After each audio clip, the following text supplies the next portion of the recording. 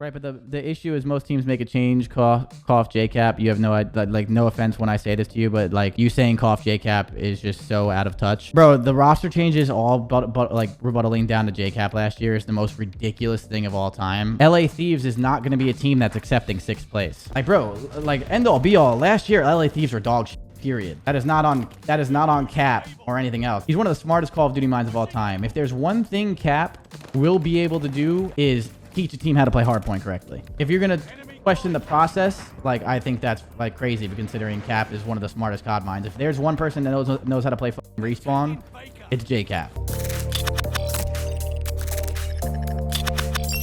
Last question, it's a good one. What do you do ethically if you're the top 48 players are all on CDL teams? A few teams struggle, which will happen in the league. Should the 46th player lose their job for the 50th best player because one team has to be in last place? So hypothetically, you're speaking, you're saying all 48 players are the best 48 players in the world. There's no argument. Everyone else that's not in the league right now is just not better. You're saying every challengers player in this question is not better than the CDL player. Like it's not even like an argument. Like it's just that. To be honest with you, it's sport. Like in the competitive world of esports and sports or anything, just don't be the 46th best player. You're putting yourself in that position by being that. Like, and I'm not saying like just be better. Like obviously there's always going to be people better than you, and it's like, you know, work hard and all this other stuff. But like, I mean, that's just the nature of competing, dude. Like if you're on that fringe of like, you know, not the best player and you can be replaced, like you're gonna get replaced if your team sucks. That's just the way of the world, man. Like that's just the way of the competitive world. Right, but the issue is most teams make a change, cough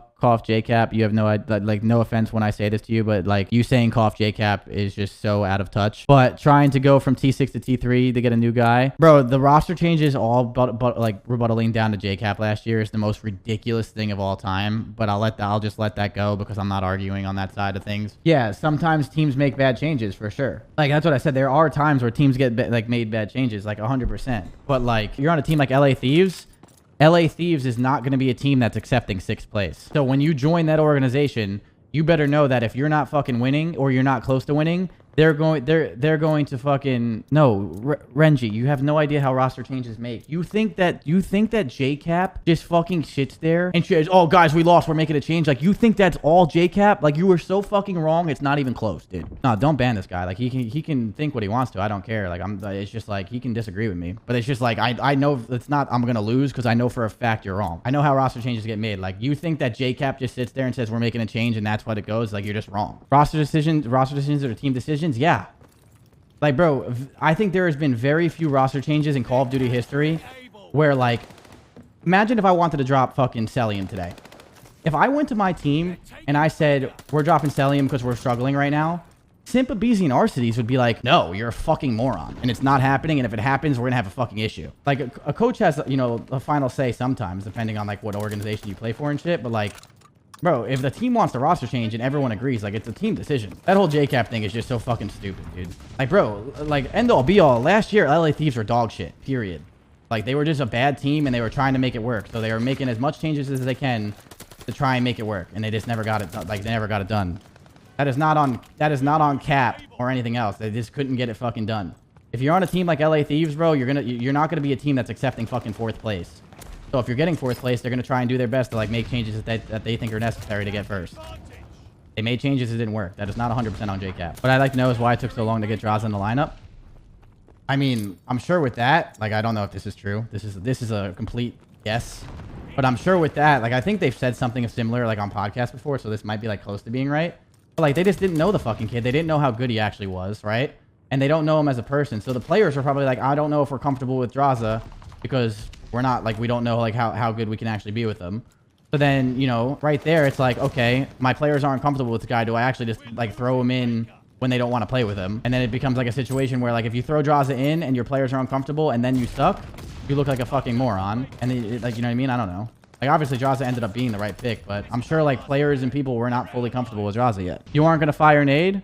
What about the rest of the players? What about the rest of the players then? You want to just get rid of the rest of the players for making shitty changes too? And you're not going to fire Nade, so what? So hypothetically speaking here, if Nadeshot was the person that makes all the decisions, right? So if my CEO comes to me tomorrow and says, listen, we're dropping Celium. And I'm like, with all due respect, CEO Paul, you're a fucking idiot. And he goes, well, I don't give a fuck what you say. We're dropping Celium. So that's my fault, hypothetically speaking, if you're saying you're not going to fire Nade? Like, if that, I don't know if Nade was the fucking person behind all of that, but like, I just don't, I don't get it. You also just don't know, you also don't know the behind the scenes of things too, of like why people make changes and shit. Like, some changes need to be made because some people are just fucking dickheads and they make the team worse around them no matter how talented they are and shit too. Like, that is a thing. I don't really think that was a thing last year with 100 Thieves or LA Thieves, but like that is also a thing. Like, there's so many reasons why people like make changes and shit. Oh yeah, Cell's about to get dropped a third time too. Don't worry, Jakey. They also said blah blah blah. We got Hook because he's a generational player. Then 2 weeks later said he didn't fit out the team. I get no one bats 1,000, but at what point do you question the process, not just the results? I mean, yeah, that's what I'm saying. I see what you're saying with that, but like, again, like you saying that's 100% JKap, like, for all you know, JKap was sitting there saying we finally, like, I'm pretty sure right before the Hook change, correct me if I'm wrong here, I could be wrong with this. Right before that change, that LA Thieves roster was finally doing decent, right? It was like TJ, Venom, Draza, and Kenny, if I remember correctly. And like, then again, what if people come to him and they're like, we're picking up Hook, and Cap's like, I don't know, like, I understand like Hook's a generational talent, but we're finally doing really good. Like maybe we don't. But then he's like, no, we're doing it. Like, is that JKap's process? Like you say that's his fault? Like, or what if all the players are like, nah, we got to get Hook. We got to get Hook. We got to get Hook. And then they get Hook and they suck. It's like, that's JKap's fault. My argument to what I'm saying here is I'm not saying what you're saying with those changes are wrong, because some of them could have been wrong. Some of them could have been right. I understand that side of things. But like the argument of saying JKap is 100% responsible for that is just so fucking stupid. It's like I can't even comprehend that. Like, everyone takes responsibility there, plain and simple. At the same time, there's obviously, again, to what Renji is saying is not wrong. At a point in time, you definitely question like how many players are you going to go through until you like, you know, can try and get the process a little bit better. I understand where you're coming from there. Again, like that LA Thieves team just was not like they always just like never had like a fucking team that they like fully wanted. And then the one time they started doing good, they fucking picked up Hook, and then the whole thing with Hook and the fucking test happened and all this other shit, and then I'm sure players weren't happy and they just didn't get along. I don't know what the fuck happened there, but it happened. And then I don't know, there's just bottom line, they weren't that good. I just know Cap personally.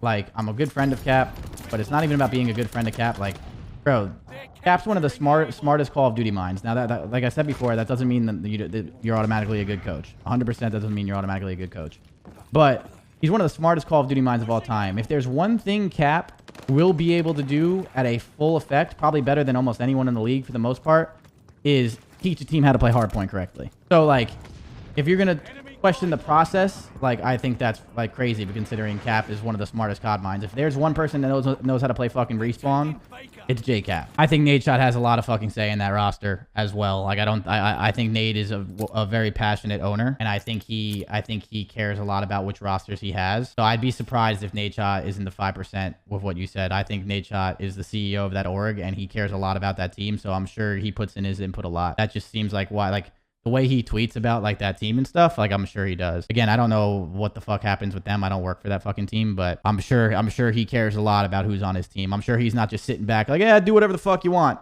Like, I'm sure he's not doing that. And again, like, the CEO is always going to have the most say at the end of the day. If that, you know what I'm saying? Like, obviously he's going to trust the people he hires, but I'm sure Nadeshot cares a lot about that roster. So I'm sure he has a lot of say in that.